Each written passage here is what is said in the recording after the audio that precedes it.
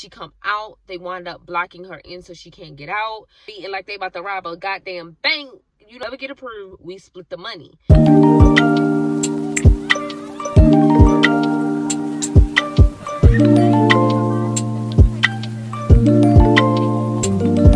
Hello everyone and welcome back to the channel. Today I have another story time, and this episode is all for my man. So you guys, let's get started on this video. But before you get started, don't forget to like, comment, and definitely subscribe. So this story time is about a girl named Keisha and Kim.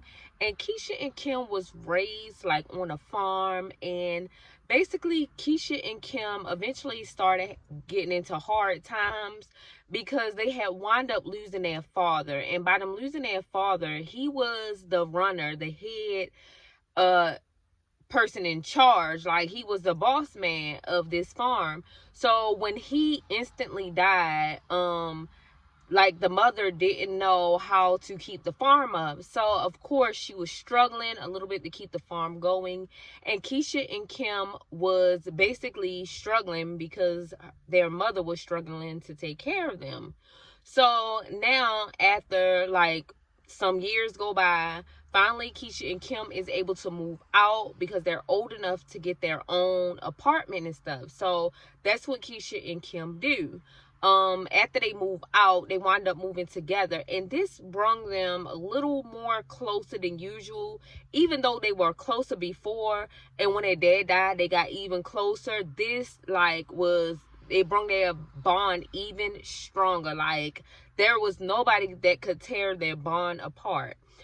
So these ladies are now like in their own place, and Kim gets a job working as a candy delivery person. So she's delivering like candy to the stores and whatever, kind of like Amazon, less in them type of like trucks. And so she's delivering the candy to these stores and everything, and she would rapidly do this all the time. Eventually one day she delivers candy to the store, and she goes back out to get back in her truck, and a guy named Tom catch up with her. He like, ma'am, excuse me, I know this is weird, but you are beautiful, and I just wanted to say how much I admire like your like motivation. Like, I just want to get to know you. And she was like, I guess like we can exchange numbers. So Kim gives her number to Tom, and Tom is excited and stuff now. Him and Keisha are like talking on the phone every day. They get to know each other, and they realize they have so much stuff in common. But they're like getting to know each other and conversating even more, and they're falling in love with each other. So at this time, Kim and Tom decides to start dating. So now they started dating. Kim would go over Tom's house a lot, and her sister Keisha would come too. And Tom had a roommate named Mark, and Mark and Tom was really close. Keisha and Kim was close, and Keisha liked Mark to the point where she called him her brother. So they wasn't dating, but they all were like friends and hanging out. It was just Kim and Tom that was dating. So eventually one day, like, they start getting short on money and everything. But one day Tom and Mark was at home watching TV, and they came across a commercial that was talking about a lawsuit for farmers.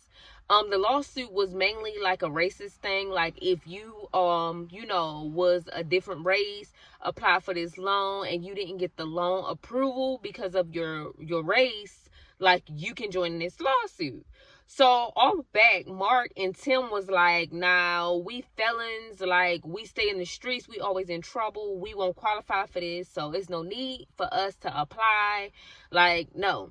So then when Keisha and Kim came over, they start explaining the lawsuit to them, and they was like, wasn't your dad like a farmer or whatever? And they was like, yeah. And they was like, well, apply, maybe y'all will qualify.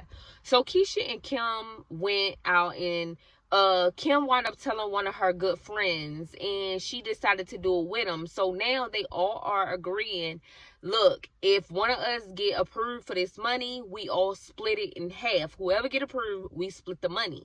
So they all agreed. All three of the girls applied, and then eventually 6 months later, Keisha and Kim didn't get approved, but their friend Jackie did.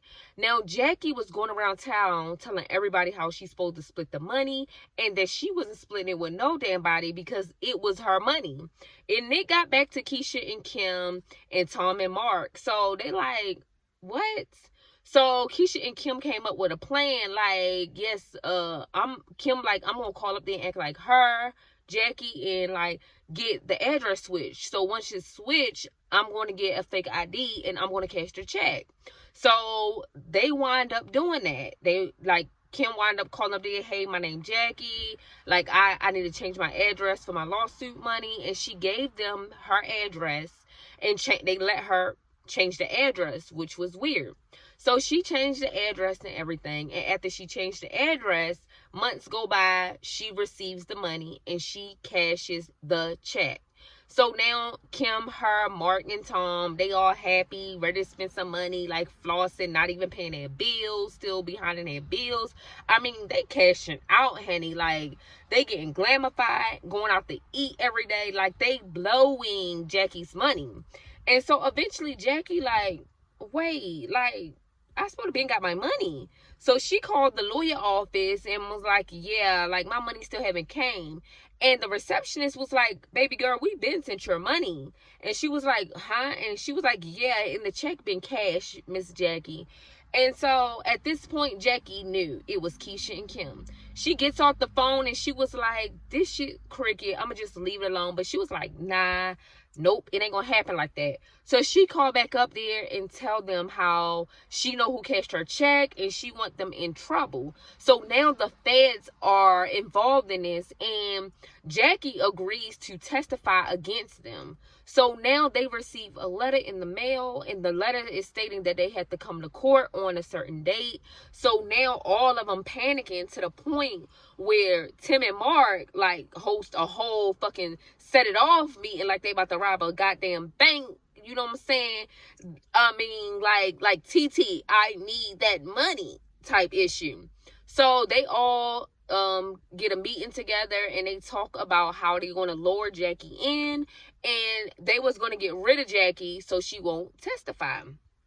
So all of them agree. So both guys go out and they know where Jackie works. So they pull up to Jackie's job. When she come out, they wind up blocking her in so she can't get out. And then Tim winds up busting Jackie's window because, of course, she got her car doors locked because she's afraid for her life.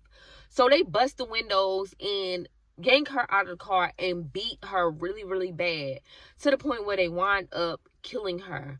So they wind up picking her up and putting her body in the trunk.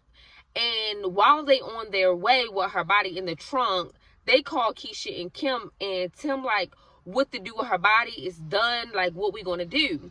So Keisha was like, we gonna cut off her head and her fingers so they won't get her fingerprints and they won't know who she is. So basically that's what they do.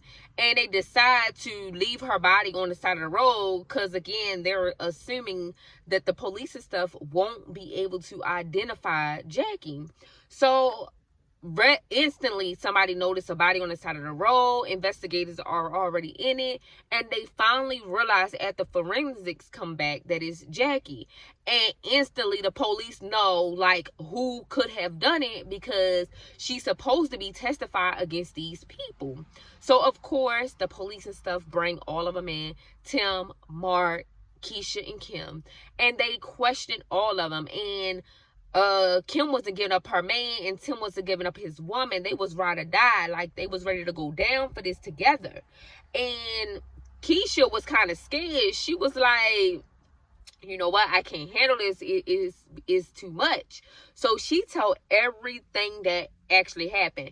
And technically they didn't find Mark yet. They didn't get him yet. They got all three of them but him. So she tells what happened and everything. And again, like, Kim and her mans, like, Tim wasn't about to talk. So now they tell, like, Keisha, like, you can get, you know what I'm saying, we help us out, we'll help you out. So she's really spilling all the beans, and she gives Mark name. So they finally catch up with Mark, bring him in. Now, Mark was the one who cut the head off and the hands off so they won't do the fingerprints.